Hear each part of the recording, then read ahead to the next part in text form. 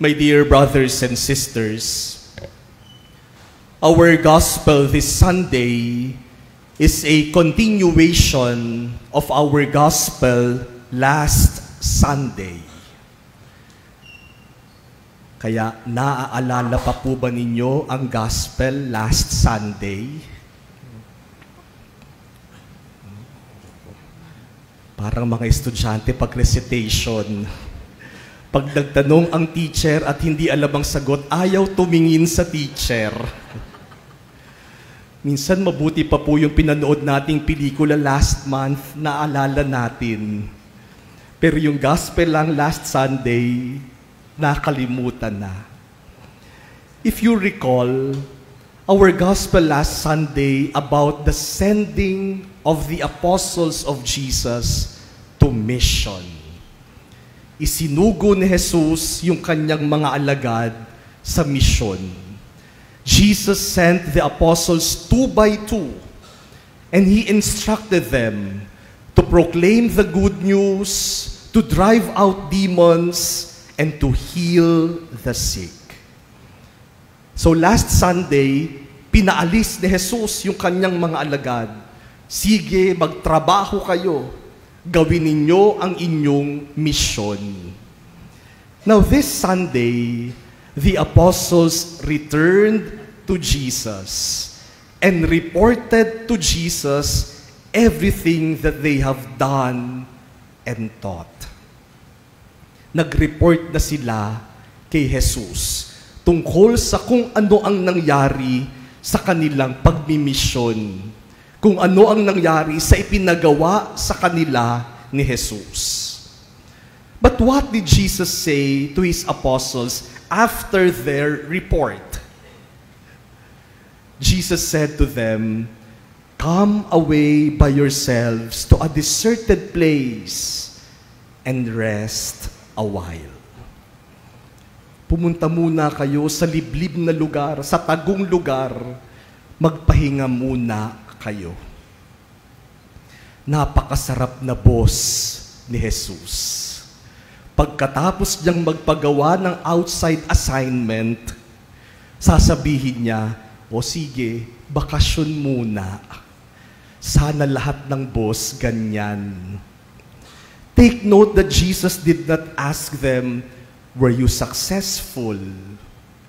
Were you able to go to many places? Were you able to convert many people? Naging matagumpay ba ang inyong misyon?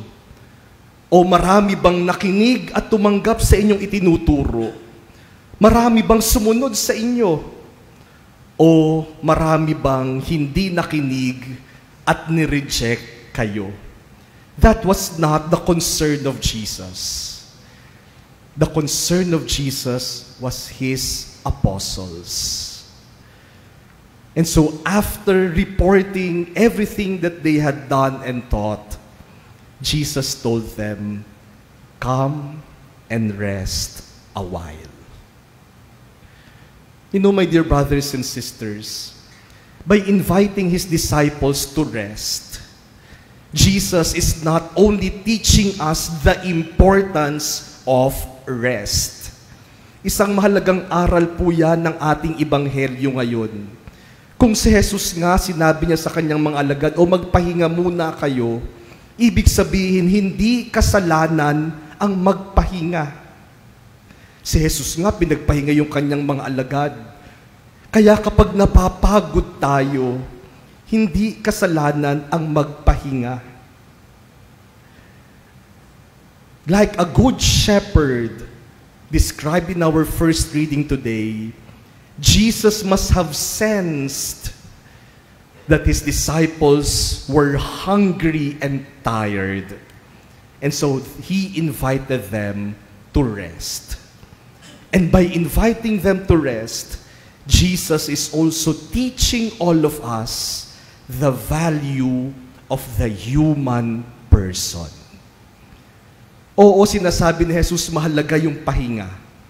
Pero sa pag-aanyaya sa kanyang mga alagad na magpahinga, sinasabi ni Jesus kung nasaan ang halaga ng isang tao.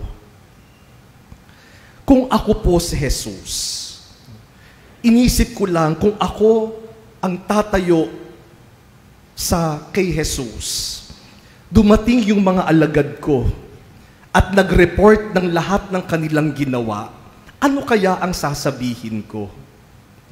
Siguro sasabihin ko sa kanila, I know you are tired. I know you are hungry. I know you want to rest. But there is a lot of work to be done. There are more places to go to. There are more people to convert. We need numbers. We need results. And so go, continue doing your work. Continue doing your mission. Wala munang pahinga, trabaho muna. Kasi kailangan nating magtagumpay at kailangan nating maraming resulta. Siguro kung ako si Jesus, yun ang sasabihin ko sa aking mga alagad. Buti na lang, hindi ako si Jesus.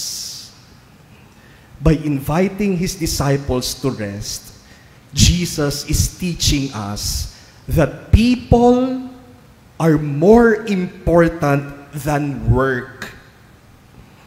People are more important than what they do.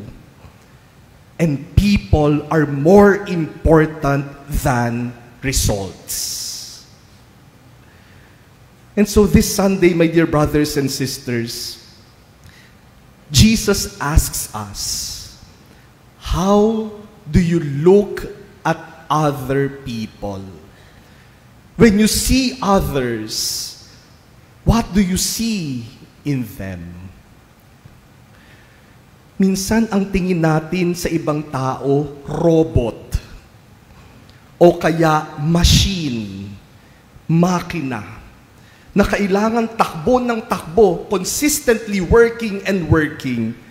Hindi dapat napapagod at hindi dapat nagpapahinga.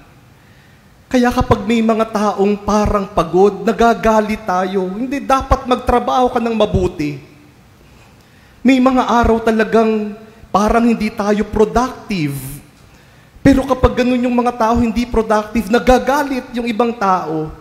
Sasabihin, kahapon productive ka, bakit ngayon hindi ka productive? May mga araw talaga na parang tamad na tamad tayo. Kahit anong gawin natin, parang hindi natin mapilit yung sarili nating magtrabaho. Pero may mga tao na hindi maintindihan yon. Hindi naiintindihan na napapagod din ng kapwa-tao. Hindi naiintindihan na kailangan din magpahinga ng ibang tao. Kailangan magtrabaho kayo ng magtrabaho. Yan ang tingin sa ibang tao. Minsan ang tingin natin sa ating kapwa-tao, pera. Halimbawa, yung mga mag-asawa, kapag sweldo, pag uwi sa bahay, sasabihin ka agad, oy, sweldo, surrender. Hindi man lang kinumusta, pera agad. Ang tingin na sa asawa, sweldo. May mga anak na ang tingin sa kanilang magulang, allowance. Kapag tumingin ang mga anak sa magulang, nakikita nila ATM machine. Ganyan ang tingin sa isa't isa. It is good to check how we look at each other. Do we treat each other as human persons, as human beings, or as robots? As machines, as money. Minsan may mga magulang ang tingin sa mga anak, grades. Pag uwi galing school, ang tanong kaagad, anong grade mo? Hindi man lang kinumusta kung anong nangyari sa eskwela. How do we look at each other? And today we are also being asked, how do you look at yourself? Ano ba ang tingin mo sa sarili mo? May mga tao na hindi mapatawad ang kanilang sarili kapag hindi sila successful. May mga tao na hindi mapatawad ang sarili kung hindi sila ang panalo. At may mga tao na pinapatay ang kanilang sarili sa pagtatrabaho. I need to earn more. I need to be successful. I need to get that high position. I need to be powerful. I need to be famous. But my dear brothers and sisters, you are not defined by your money. You are not defined by your wealth. You are not defined by your salary. You are not defined by your position or your power or your fame. You are defined by the love of God. That is why St. Paul in our second reading today tells us, in Christ Jesus, God came near. Because if we are far from God, we will allow the world to define us. Kapag malayo tayo sa Diyos, ang mundo ang magsasabi kung sino ka. At kapag mundo ang nag-define sa atin, sasabihin ng mundo, ang halaga mo ay nakabatay sa savings mo. Ang halaga mo ay nakabatay sa tinatanggap mong sweldo. Ang halaga mo ay nakabatay sa posisyon mo o sa kasikatan mo.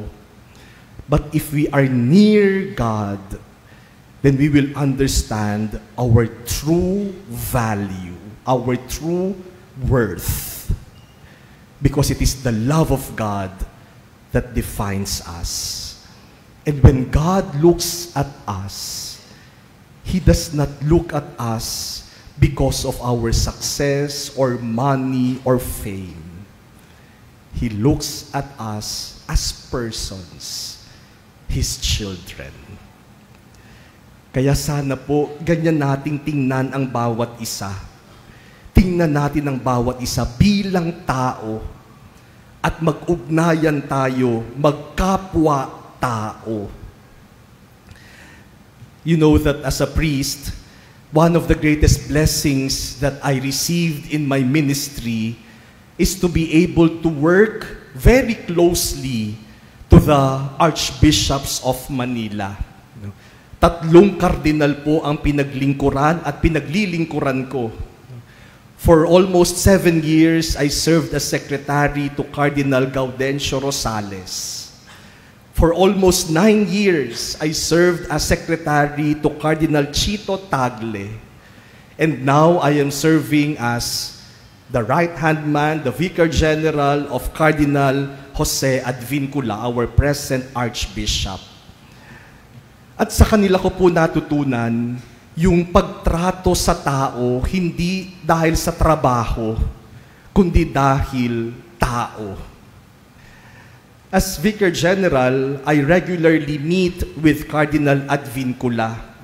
Almost every week po, mag-uusap kaming dalawa para mag-update ako sa kanya ng mga ginagawa ko at yung mga pinagagawa niya sa akin.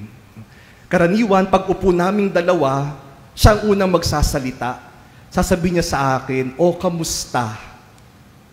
Ako naman, may listahan, magsisimula agad ako, Kardinal, ito hong foundation na ito na nangyayari, ito hong ginagawa. Sasabihin niya, hindi, ikaw, kamusta? Kamusta ka? At nabibigla ako kapag tinatanong niya ako, kamusta ka? Kasi wala doon sa listahan ko yung sagot.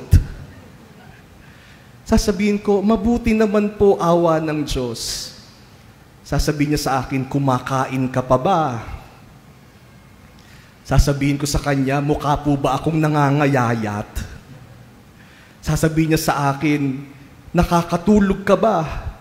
Sabi ko, nakakatulog naman po ng mahimbing. Minsan tumutulo pa ang laway.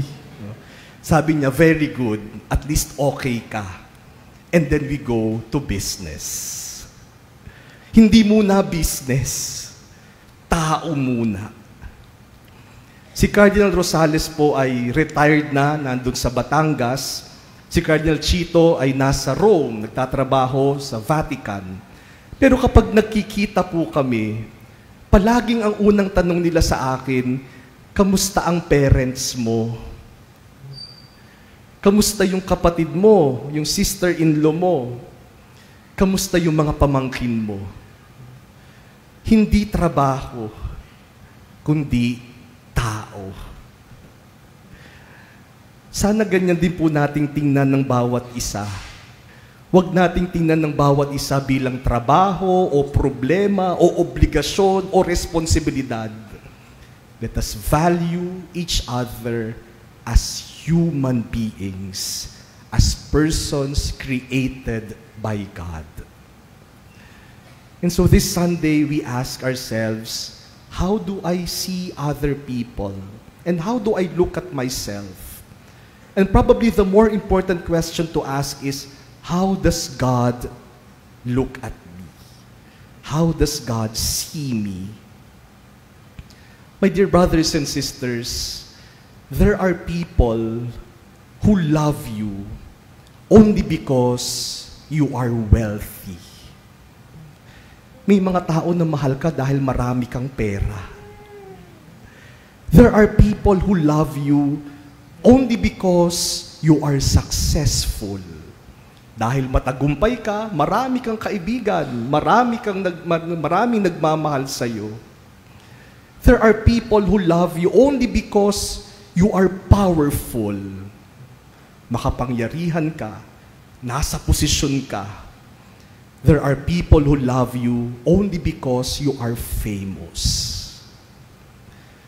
But even without these, God still accepts you.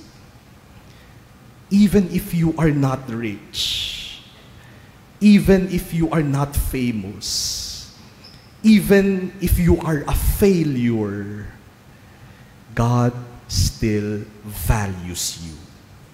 God still loves you. For your worth is not based on anything else, but your being a child of God. For that, you are always loved.